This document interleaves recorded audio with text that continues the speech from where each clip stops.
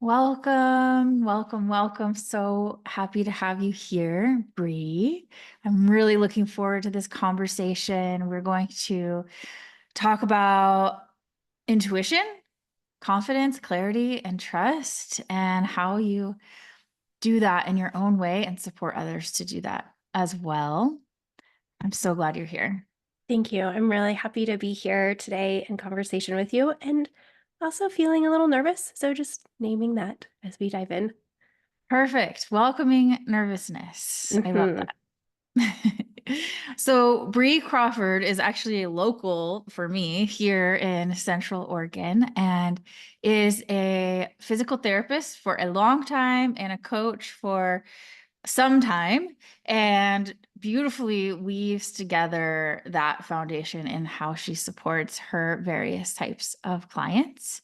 Bre, I'd love for you to share more about your heart's purpose and how you support people and what that looks like. Yeah.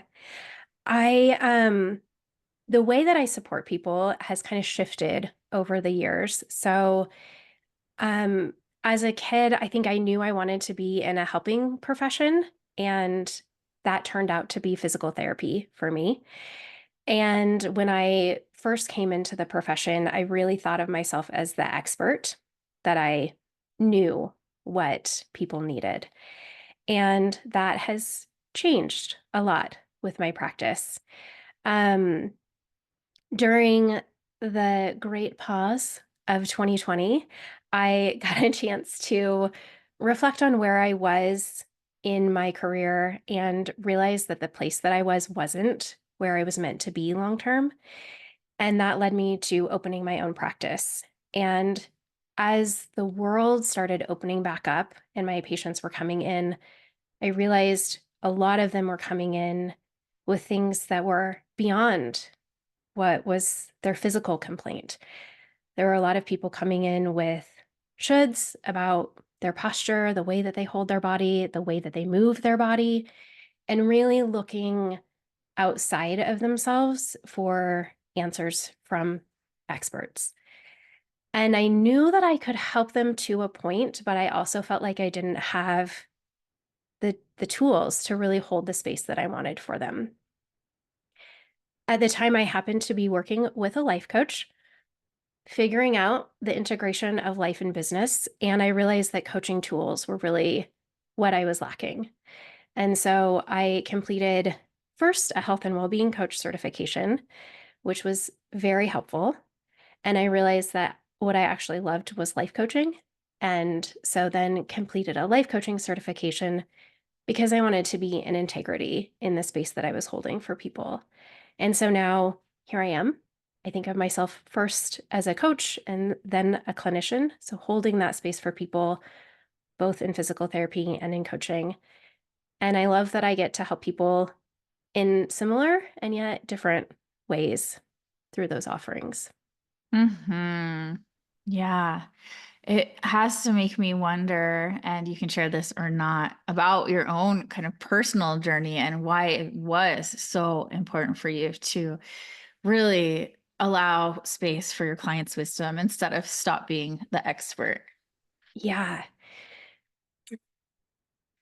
I I spent a lot of time, most of my life, in my head, and it served me really well. I was successful at what I did, and yet I still had so much self-doubt, and I would end up in these loops of, like, overthinking, of comparison, of really looking outside of myself of what other people were doing and thinking that I should be doing it the same way. And any time that I had someone just direct me back to myself, it was so powerful. Like, I was like, "Oh, okay, I can take a deep breath again. It's okay. I can do this my way, and it doesn't have to look like everyone else." And so that realization and really working with the way that things were showing up for me and turning my gaze back into me has been so powerful in my understanding of myself. And I think that really is what drives me to integrate it with my patients and clients. That makes sense. I love that so much. Well, tell us about intuition and why you're passionate about it, how you might define it, what intuition is for you, and why it's important in this space. Yeah. Intuition is really, well, I'll say first, we're all born with intuition. So it's something that we all have. And it's this like inner knowing. And for a lot of people, they might think of it as their gut telling them something. That's really common. But it's the way that kind of our body shows us if a decision is maybe a yes or a no or a maybe, kind of in simple terms. And all of those decisions can feel differently in our body. And for each person, the way that their intuition shows up differently. So it's that inner knowing that we should do something or we should move in a certain direction, even if it feels scary or uncertain. Um, and it's also not devoid of logic. So intuition does bring in all of our life experiences. It's not kind of like on a whim or only for people who are woo or spiritual. It's for all of us because we're all born with it. I love that so much. I think there can be so much stigma. It just depends on, where you come from and your cultural background and context around intuition. And for some people, it feels like, oh my gosh, that's so separate from my day-to-day life, or so far outside of what I might need. Or if I use my intuition, I might be XYZ or seen in such a way. And I was wondering if you could speak to that and share a little bit about what you've seen when people really decide to tune in. Yeah. There is a lot of stigma, I think, around intuition. And there are a lot of systems that also keep us from connecting to our intuition. So we can think of white supremacy culture and capitalism and the patriarchy. All of these oppressive systems would really have us believe that logic, reason, facts, evidence are more important than our inner wisdom. Mm, so Yeah. powerful. This is Yeah. taking back of power. It is taking back of power. It's really coming back again, like turning our gaze back in, coming back to ourselves. And one of the quotes actually that I love from Bre Brown that I think kind of ties this up and can maybe help with overcoming some of the stigma around intuition. Um, she says, intuition's not a single way of knowing. It's our ability to hold space for uncertainty and our willingness to trust the many ways that we've developed knowledge and insight, including instinct, experience, faith, and reason. So again, going back to the idea that our intuition isn't devoid of logic, so we can integrate it in ways that are meaningful for us. Yeah. Layers. There's layers of it. Yes, Mhm. absolutely. If you're somebody that has a hard time feeling that your body, because I'm hearing that's where we access it in the way that you offer it and teach it and embody it, if we don't feel safe in our bodies, or maybe we just aren't familiar with how to listen into our bodies, or maybe we have been in one of these oppressive systems taught to just listen to everything except for ourselves, how might we approach welcoming intuition?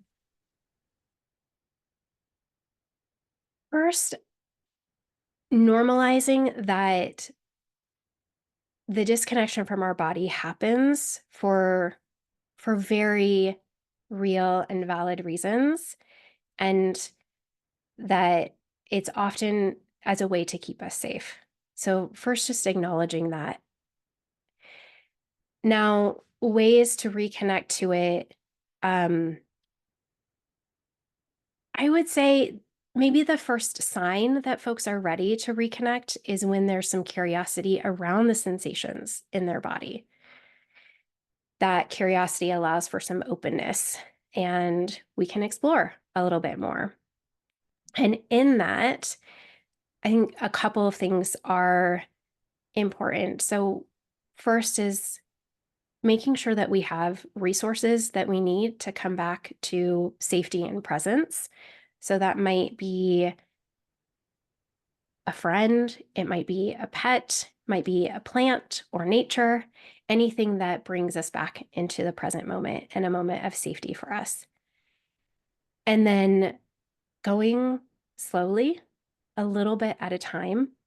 It might be noticing one breath, it might be noticing one physical sensation in the body, it might be noticing one emotion and the way it shows up. And then building in more time, but slowly, because our body and our nervous system tend to move at a slower pace than our brain. And so we want to move at the pace of the body and the nervous system, remembering that there's no destination with this reconnection. It's really a journey that's likely lifelong. I love so much that you keep saying reconnection. Say more about that. Yeah. The thing that actually just came up for me is I'm thinking back to not too long ago, I was visiting a friend of mine and she has a 15-month-old daughter. And I was like mostly there for mealtime. So my sample size is very limited. But what I saw and what was such a great reminder is how our intuition is really with us forever from the time that we were born. This little girl, when she was like presented with two food options, knew so clearly which one was the one she wanted. And she was very clear when she was full and when she was still hungry. And so we have this connection to our bodies from the time that we're born. But as we get older and all of those systems of oppression tell us that logic is more important, and we live in a world that's really, really noisy. So information is coming at us all of the time. That's when we tend to lose touch with the connection to what's going on in our bodies. And it could also be because of pain and injury or past trauma. Those are also reasons that we might disconnect, and they're all very valid. And so there is this opportunity for reconnection if we practice it. I love that so much because then it's not something out there that we have to kind of go learn completely fresh. It's actually something we just get to remember, which is a Yes. completely different way of learning. Yes. Mm. There are so many folks, me included, who get confused about sensations and the messages we get from our bodies, especially those of us who did check out or learn how to manage in different ways because of trauma and things that felt really scary. And I'm wondering, how do we discern the difference between the messages that are maybe fearful messages that are coming from a hypervigilant part that experienced frightening situations versus true intuition? Mhm. Yeah. I would love to kind of have conversation around this with you if that sounds interesting. Um, the first thing that comes up for me is knowing the ways in which trauma shows up for you individually. So that might be like a tightness, it could be fear or anxiety, it could be urgency or impulsivity. Those are all kind of generally ways that maybe trauma responses present in our bodies. And usually, a trauma response, I shouldn't say usually, but perhaps a trauma response will ask us to do something immediately. Like if I don't do this thing right now, this opportunity is never going to exist for me again. Yeah. Yeah, Does that? absolutely. Yeah, that there's more subtlety and gentleness and softness. I like to remind myself and people I work with that intuition is never trying to scare us.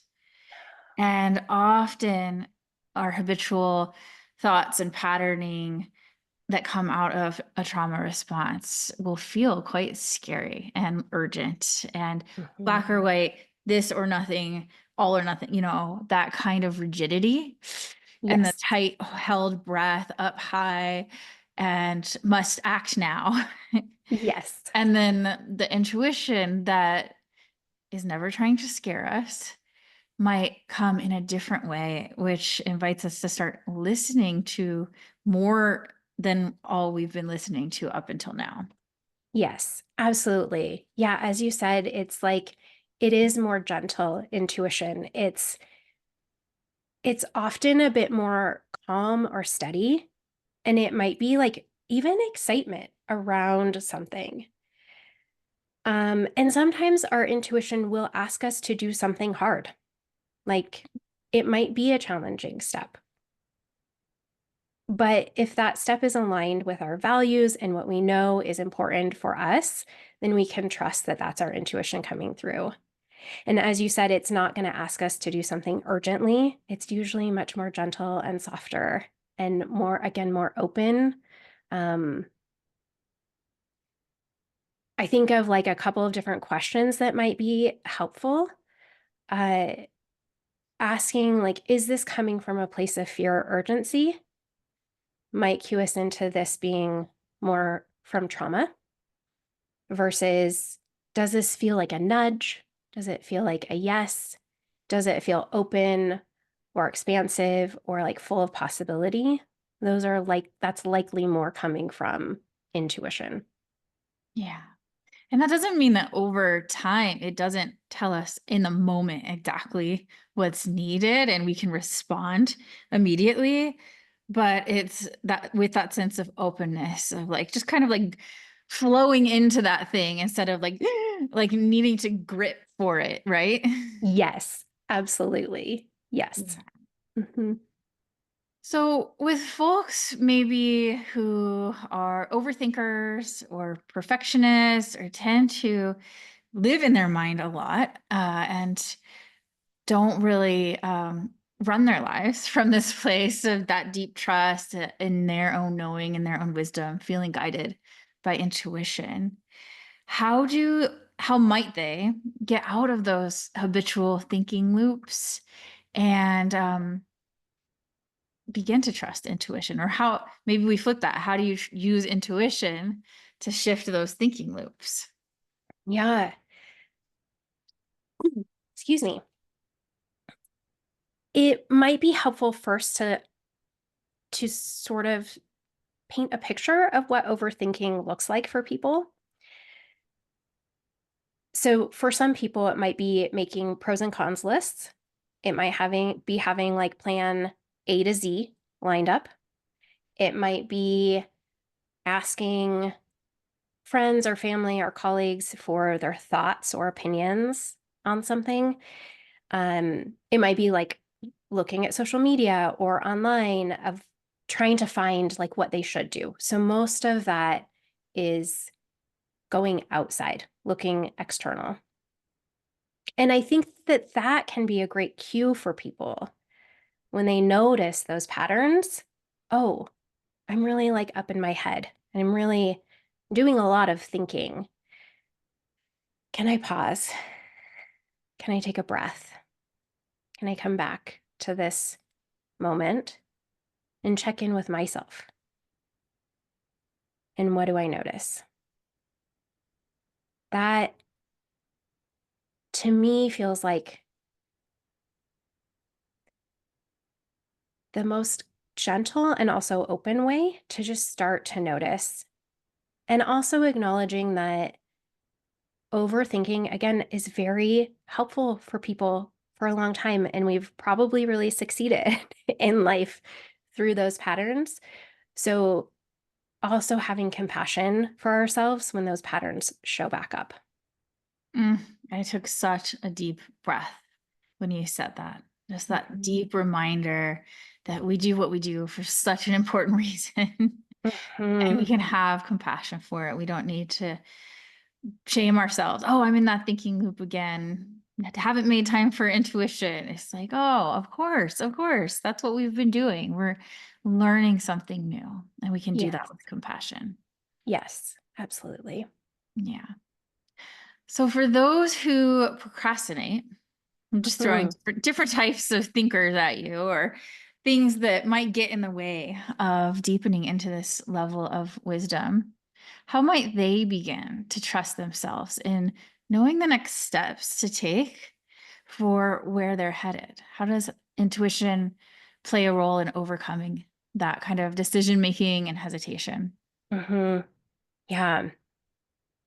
Well, again, acknowledging that procrastination is it's kind of a sign of something underneath. Most of the time when people procrastinate, it's not because they lack motivation to do something. It's because there's some fear or some self-doubt, the perfectionistic thinking, all or nothing thinking. And so noticing those parts, the like self-doubt parts, the hard worker parts, the overwhelmed parts, and acknowledging them with compassion again is such a great place to start because then we can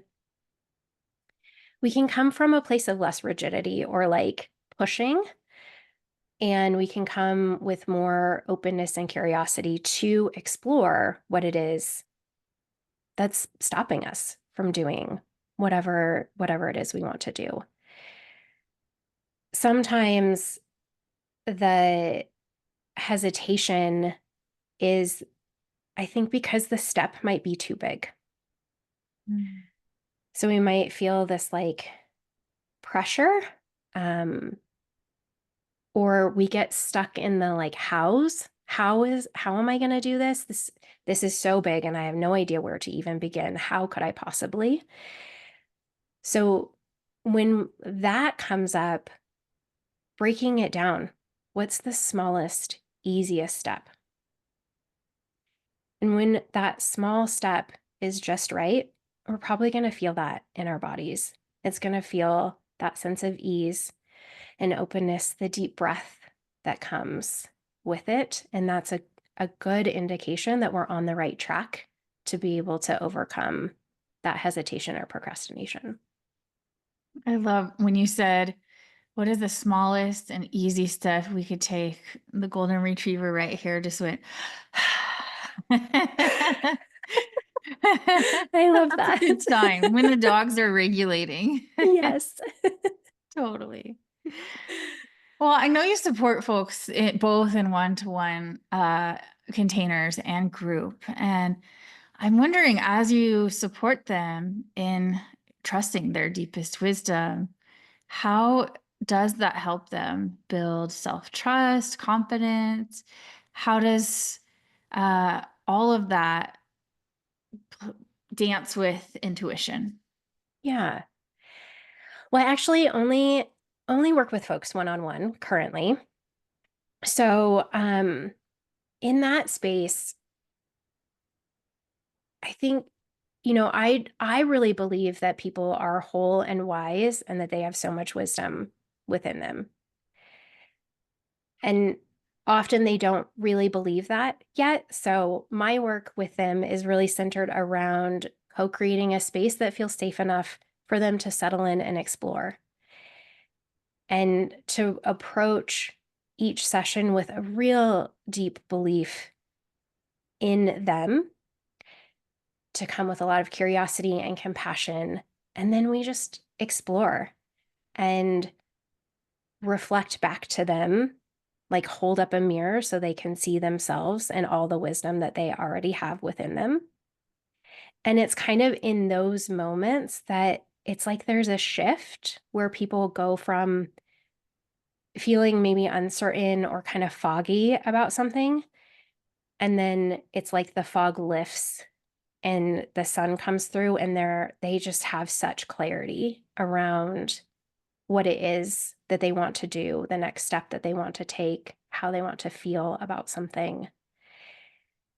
And so I think that the way I think about like intuition and self-trust and confidence is really kind of as a loop. Mm. So when we work together and they have these moments of clarity, that's their intuition that's really guiding them and leading them to what they want. And as they take some steps towards that, they start building their self trust that there's someone who does that. And that builds their confidence. And so it's this really beautiful loop of like, and an integration of intuition, self trust, and confidence all working together and weaving together. Mm. I love that. Yes. And I know you said you don't work with groups, but you do have a group experience coming up. Would you like to Do. talk a little bit about it? Because I really want everybody to come hang out with you for it. Yeah, thank you. Yes, I am offering a workshop coming up called Embody Your Intuition from overthinking and uncertainty to clarity and confidence. And so we'll be hanging out on November 19th, which is a Tuesday at 1 p.m. Pacific time. And it will also be recorded. So if folks can't make it live, they can still access the workshop. So we'll be talking all about intuition and it will be experiential as well. So folks will have some practices that they can walk away with, feeling a little more connected to their intuition. Mm, so good. Would you be willing to guide us through one of those practices or maybe a different one than you're going to offer in the workshop, just so we have something today that we can start practicing with and learning with? Yeah. Um, I'm not going to offer so much of this like as a standalone during the workshop, but we could do a body scan and just have a moment of connection to our bodies. Perfect. Great. So I'll invite you to just find a comfortable position for your body. And you can shift and move and wiggle around, whatever you need to do to find it. And you can have your eyes closed or open and gazing softly if that's safe for you. And then we're going to start just by noticing the breath. Noticing your inhale and your exhale. And you're not trying to change your breath right now. Just noticing how your lungs fill up on the inhale and the space that's created on the exhale.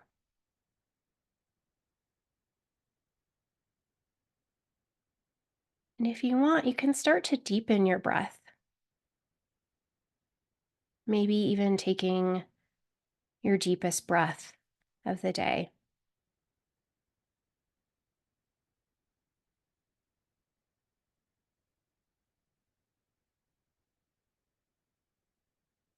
And then we'll shift our attention to our feet, noticing if there's any tension in your feet, if they're in contact with the earth. Are they gripping the earth? Or are they soft?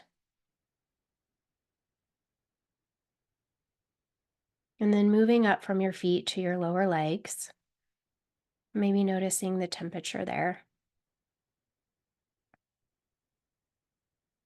Moving up to your knees and to your thighs.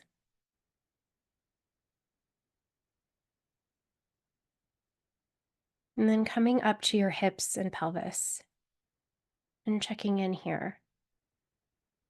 Is there any tension? Can you invite a breath or softness?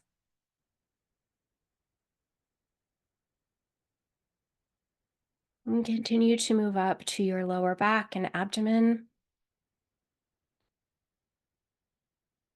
and then up to your mid back, your breastbone and heart space. Maybe even check in with your heart. Are there any sensations there? Anything your heart wants to tell you?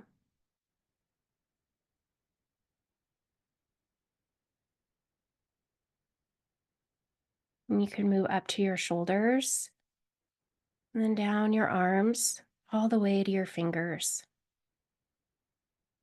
Check in with the temperature of your fingers. Are they warm or cold? Do they want to move around a little bit? And then coming back up to your neck, your head, and face. Noticing any tension in your jaw, furrowing of your brow. Can you invite softness there?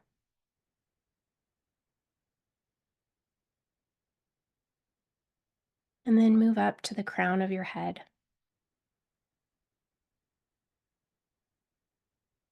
You can zoom out and take in your whole body, just noticing all of these parts together.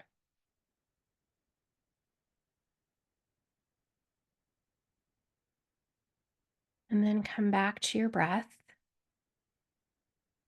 Again, noticing the inhale and exhale without trying to change it.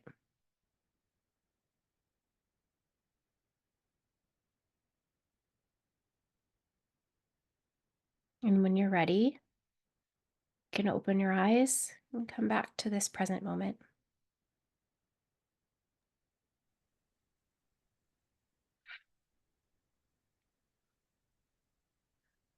Hmm.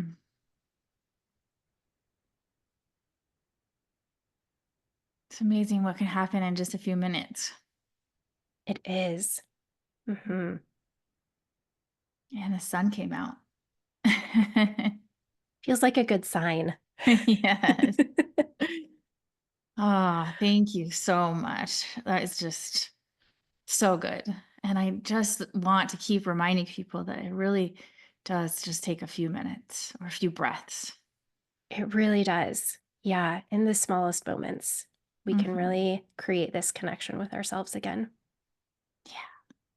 Well, thank you so much for being here. I hope everybody comes and finds you. And I know I've mentioned this to you in the past, but you are totally famous around these parts. Like, I've heard your name dropped in so many circles and places for different reasons, and Mm. everybody is like, "Oh yeah, I see Bre," like, and they're just bragging about their experiences with you and how wonderful you are. So thank you for taking the time to come hang out with me today. Absolutely. Thank you so much for reflecting that. I am just receiving it. And it was a pleasure to chat with you today. Thank you so much, Shelby. You're welcome. Have a beautiful rest of your day. Thank you.